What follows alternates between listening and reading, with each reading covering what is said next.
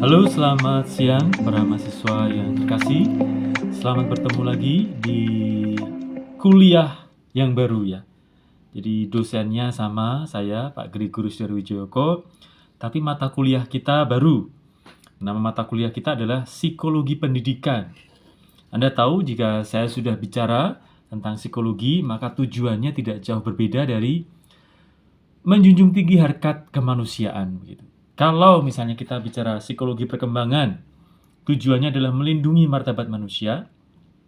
Kalau psikologi pendidikan, teman-teman, tujuannya lebih tinggi dari itu. Kita mau memuliakan harkat dan martabat manusia melalui proses pendidikan. Teman-teman, mahasiswa, kalau lulus dari sini, amin ya, nanti akan menjadi seorang guru.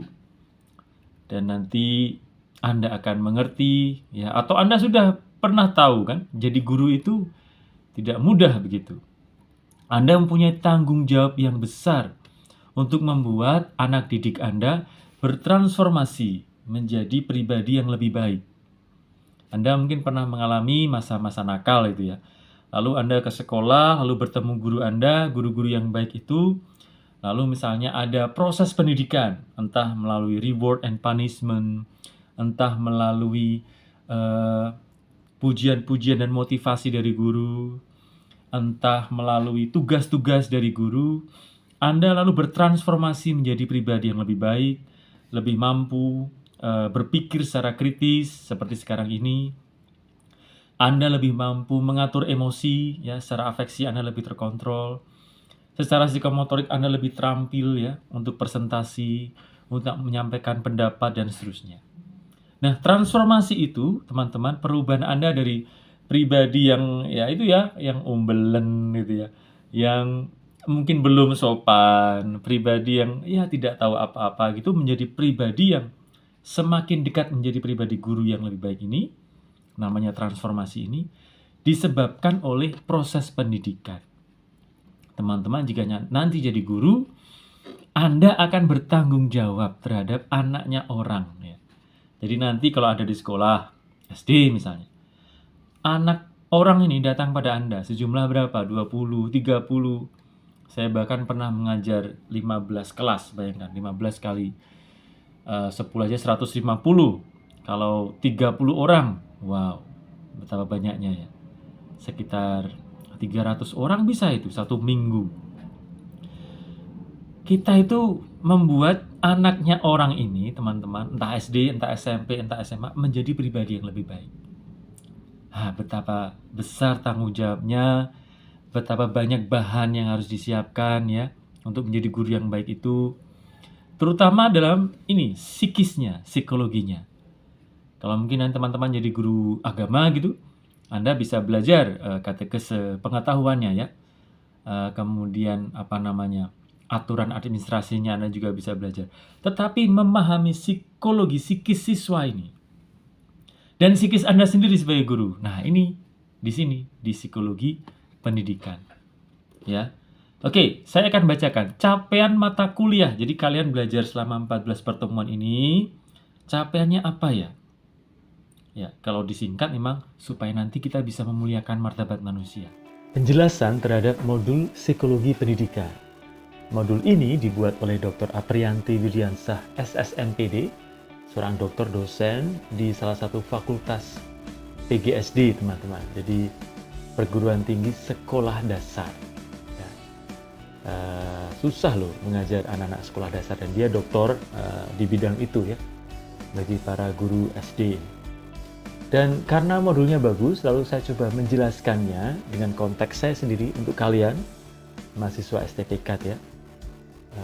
Tetapi ini memang modul psikologi pendidikan, kalau siapapun mau membaca, baik ya, silahkan. Terutama mereka yang mau jadi guru, mau menjadi pengajar. Karena kalau kita berbicara tentang pendidikan, itu sebenarnya istilah yang ngeri-ngeri sedap, teman-teman. Jadi saya sendiri kalau mau merenungkan ya, kata pendidikan, apalagi pengajar, itu profesi yang cukup suci. sehingga sangat sulit dilakukan.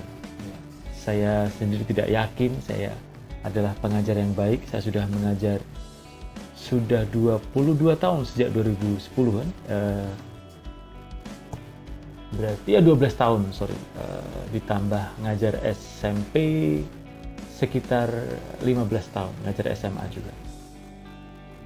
Jadi 15 tahun saya mengajar dan saya tidak yakin juga menjadi pengajar yang sungguh baik itu yang bagaimana. Karena saya merasa saya masih jauh dari baik.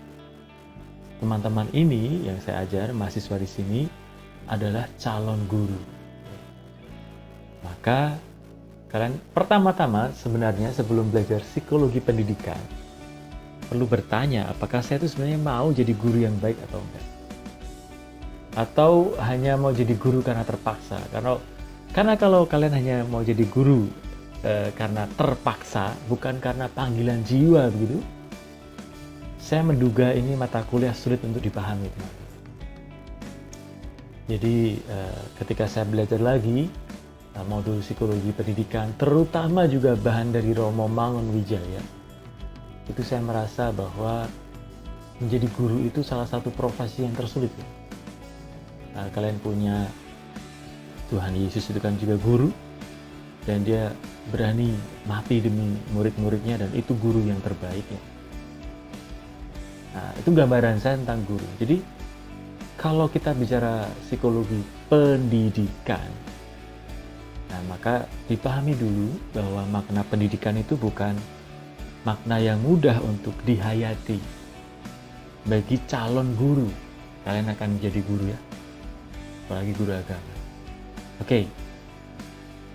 Jadi mengenai psikologi pendidikan ini, kita punya, ini halaman 1 kita lihat ya, kontrak dan penugasan pembelajaran.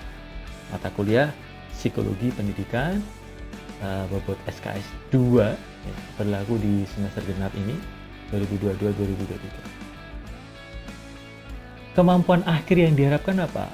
Mahasiswa mampu memiliki wawasan tentang konsep dasar psikologi pendidikan, tugas-tugas dan teori perkembangan. Nah, teman-teman bayangkan kalau kalian menjadi guru, kalian harus tahu nih murid-muridnya kayak apa.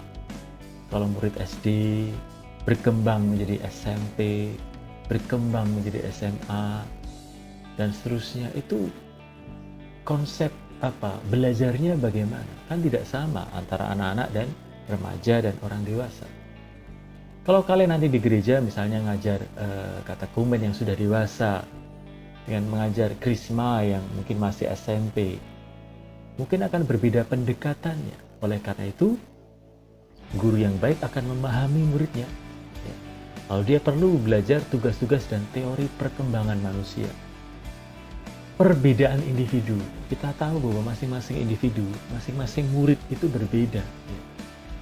Baik cara mereka menangkap materi, cara mereka menghadapi hidup, cara mereka berefleksi, cara mereka berrelasi dengan orang tuanya.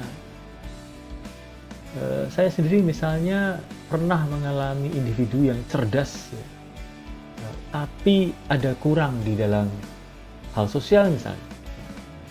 Atau sebaliknya, ada yang sangat ramah, tetapi dia itu tidak punya target pasti dalam hidupnya, mengalir aja. Lalu ketika dia misalnya menderita gitu ya, karena memang tidak punya goal dalam hidup, ya menderita saja. Padahal secara sosial dia setia kawan, ya, baik. Tapi ketika lulus dia tidak jadi apa-apa, dan bagaimana dia hanya bisa kelebihan dia berteman, tetapi tidak punya tujuan hidup. Nah, kita sebagai guru perlu mendidik mereka ini ya, anak-anak Tuhan ini menjadi lebih baik. Ya. Nah, mampu nggak kalian menjadi pribadi guru yang seperti itu? Semoga mampu. Ya, karena memang tidak mudah, teman-teman. Ada salah satu tokoh sastrawan yang membuat film, judulnya Rewrite, tentang guru. Ada salah satu karakter yang mengatakan profesi guru itu profesi yang menyedihkan, dia bilang. Kenapa menyedihkan? Karena biasanya profesi guru itu adalah profesi bagi orang-orang gagah. Gitu. Kalau mereka mendidik murid-muridnya dengan galak, begitu, Mereka mendidik murid-muridnya dengan seenaknya sendiri, misalnya setelah mengajar ditinggal gitu ya. Jadi banyak guru-guru menurut dia yang mengajar karena mereka tuh gagal dalam hidupnya. Lalu akibatnya murid-muridnya juga banyak yang gagal. Nah, cukup sebenarnya ada beberapa data yang mengatakan demikian. Kita paham ada guru-guru yang melecehkan muridnya sendiri kan. Kasus santri itu misalnya yang sangat terkenal, santri hari itu kan melecehkan muridnya. Jadi tidak semua guru itu baik sebenarnya. Tetapi justru fakta ini yang membuat Romo Mangun Wijoyo, saya membaca dalam bukunya Pemerdekaan itu, dia pernah mengatakan bahwa saya itu punya komitmen, ya, akhir hidup saya akan saya abdikan menjadi guru SD sekolah. Maka dia mendirikan SD Mangunan. Kenapa? Karena menurut dia daripada mengutuki kegelapan, lebih baiklah menyalakan lilin, sekecil apapun lilin itu. Romo Mangun sadar ada banyak guru yang mungkin kurang profesional, mungkin mengajar hanya sebagai sambilan, mungkin mengajar itu bukan dari hati, mungkin mengajar karena tuntutan ekonomi dan seterusnya, tapi dia menolak untuk takluk pada fakta itu. Saya akan berusaha menjadi guru yang baik. Nah, itu tekadnya Romo Mangun yang saya harap juga ada pada masing-masing dari Anda. Jadi ketika belajar psikologi pendidikan, semoga Anda sungguh-sungguh belajar sehingga Anda sungguh-sungguh mempunyai kemampuan akhir memahami murid, memahami perkembangan murid-muridnya, memahami perbedaan masing-masing individu, karakternya, sifatnya, latar belakang, memahami murid-murid yang belajar, memahami cara pembelajaran, teknik-teknik pembelajaran, teori belajar, memahami diagnostik kesulitan belajar, serta bisa menerapkannya dalam bidang pendidikan ketika kalian menjadi guru. Minimal ketika kalian PPL itu sudah bisa menerapkan. Ya. Oke, bobot jam kuliah dalam seminggu adalah 2 kali 50 menit. Lalu juga ada bobot jam tugas terstruktur, itu harusnya 2 kali 50 menit juga. Lalu dosennya saya, teman-teman, Gregorius Darwijayoko. Kita ke level taksonomi, ada aspek pengetahuan, aspek keterampilan, aspek sikap. Aspek pengetahuan ada knowledge atau pengetahuan, comprehension, pemahaman secara menyeluruh, application, ini kemampuan IQ sebenarnya, analisis. Ya. Nah, seorang guru itu harusnya pinter, ya. Memahami secara menyeluruh, tidak hanya sebagian-sebagian, punya wawasan yang luas, knowledge, mampu menganalisis masalah dan mencari problem solving, tidak hanya bagi dirinya sendiri, bagi muridnya juga dia bisa menganalisis kan. Berdasarkan apa? Kalau dia jadi guru SD, oh anak-anak SD itu begini. Kalau jadi guru SMP, anak-anak SMP itu begitu. Dari guru SMA, oh anak-anak SMA itu lebih besar. Mungkin ada dorongan psikologi tertentu yang harus disalurkan. Lalu mungkin ada bandelnya dan seterusnya dan seterusnya. Ya. Tampilan. Guru bisa imitation, manipulation, naturalization. Ya. Intinya dia bisa kreatif ya. Kalau kita mau ringkas dalam satu diksi namanya kreatif. Guru itu kreatif, inovatif kalau mau lebih dalam lagi. Aspek sikap, receiving, responding to, characterization ya. Kalau mau diringkas ya tanggung jawab. Seorang guru harus bertanggung jawab. Nah, salah satu tolak ukur tanggung jawab itu melakukan apa yang dia katakan. Maka nanti juga termasuk salah satu aspek tugas ya, apakah teman-teman mahasiswa ini bisa menulis sesuatu atau mengatakan sesuatu ya, lalu dilakukan gitu. Ya, nanti akan ada form of commitment nanti yang akan saya tugaskan pada kalian. Ya. Oke, itu adalah kemampuan akhir yang diharapkan, lalu level taksonomi yang ada dalam modul ini. Apa yang saya harapkan meningkat dari diri kalian para mahasiswa, ada aspek pengetahuannya, aspek keterampilannya, aspek sikapnya. Materinya apa-apa? Ini materinya ya. Pertemuan 1, kuliah pengantar psikologi pendidikan. Ini artikel dari Dr. Aprianti ya. Lalu kemudian kuliah kedua konsep dasar psikologi pendidikan. Ini artikel dari Dr. Aprianti. Lalu yang pertemuan ketiga akan berbicara mengenai teori perkembangan serta aplikasinya dalam pendidikan. Pertemuan keempat, konsep dasar serta area perbedaan individu. Pertemuan kelima, aplikasi keragaman individu dalam pendidikan. Pertemuan keenam, apa Pak? Hakikat belajar dan pembelajaran. Pertemuan ketujuh, faktor-faktor yang mempengaruhi belajar. Nah setelah itu lalu kita UTS ya di pertemuan ke-8. Sampai sini dulu, kita lihat bahwa psikologi pendidikan itu penting bagi calon guru. Maka kalau kalian belajar psikologi pendidikan, harusnya jadi guru. Kalau tidak mau jadi guru, sudahlah ya.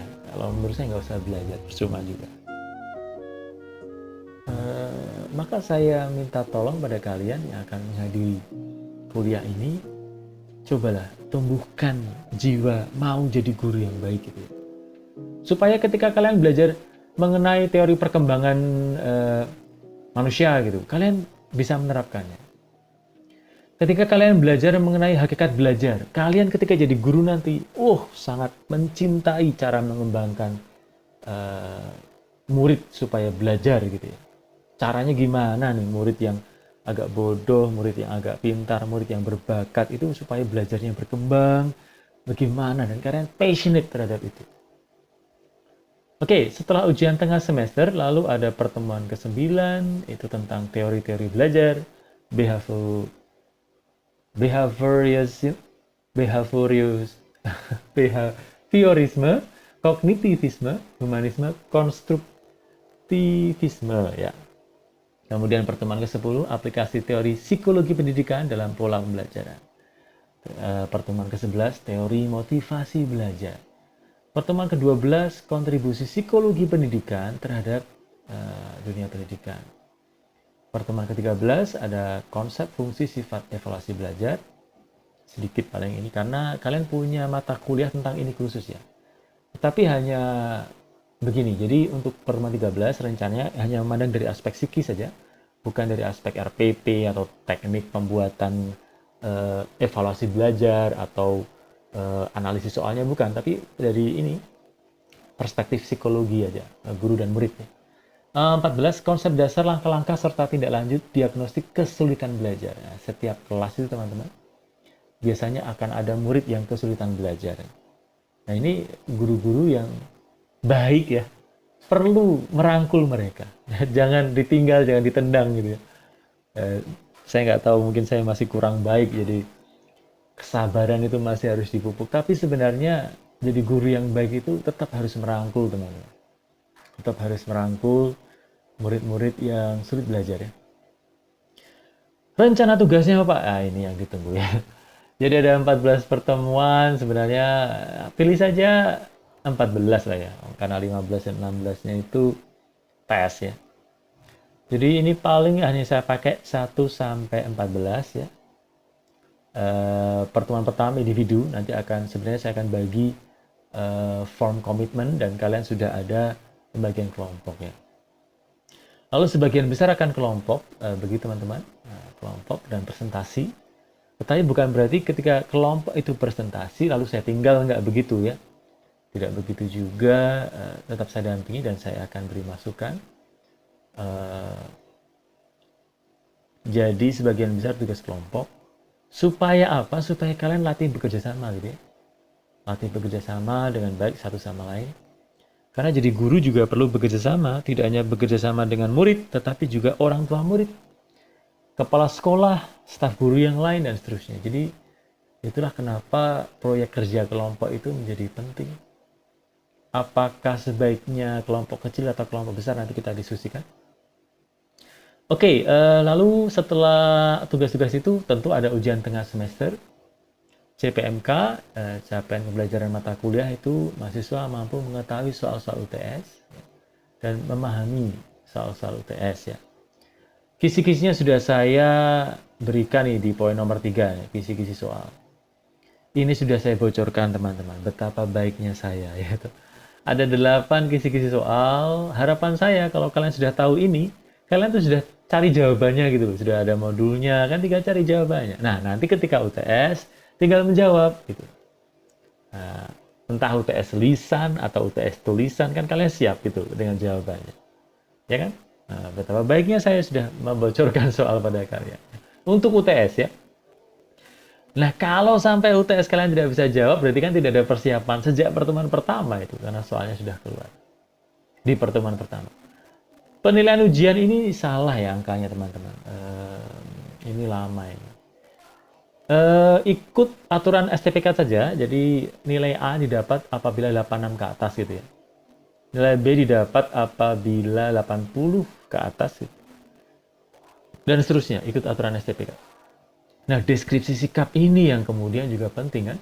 Sangat baik itu kalian jujur. Jujur berarti ini melakukan apa yang dikatakan juga, tidak hanya tidak berbohong ya. Tetapi melakukan apa yang dikatakan. Kalau misalnya, Pak, saya akan datang jam setengah 8. Datang jam setengah 8. Kalau kamu datang jam 8.45 bohong, tidak jujur. Itu kan berat kan? Nah, level itulah yang saya harapkan jadi guru itu. Kalau kalian mengatakan, Pak, saya akan datang 90% pertemuan, datang minimal 90% pertemuan, bagus jika 100%. Pak, saya akan sungguh-sungguh, artinya sungguh-sungguh, tidak hanya omong tok, omong doang. Nah, itu sulit, teman-teman. Dan perkataan jujur, sikap jujur ini ada dalam semua level penilaian. Maka jujur itu bukan hanya berarti mengatakan yang sesungguhnya, tetapi melakukan apa yang dikatakan. Itu level saya ya. Karena guru seperti itu. Next, ujian akhir semester atau UAS. CPMK, mahasiswa mampu mengaplikasi dan menganalisis soal-soal ujian akhir. Nah, karena ini UAS, maka kalian meringkas ya. Jadi nanti soalnya menyusul, tetapi intinya soal adalah ringkasan dari semua artikel di buku ini yang ditulis oleh Dr. Aprianti. Lalu ada kriteria penilaian, lalu ada penilaian ujian, ya ini hampir sama dengan, kalau ini sudah bisa, benar teman-teman. Penilaian ujian, nilai UAS lebih dari 86 tuh A ya, dan seterusnya, dan seterusnya, dan seterusnya. Oke, so itu, jadi kita lihat penilaiannya, kehadiran ada angka 10% di sini. Nah, jadi kalau kalian hadir 100% pasti harus ada nilai lebih. Sikap tugas kuis itu 20% ya. Lalu hasil UTS dan UAS itu 30 dan 40%. Begitu presentasi saya. Selanjutnya ya, kita beralih ke penugasan hari ini. Baik, jadi silakan mahasiswa untuk merenungkan 4 pertanyaan ini dan mencoba menjawab dalam 2 media. Satu tulisan tangan, silahkan nanti disubmit dalam kolom penugasan, dan video presentasi. Terima kasih.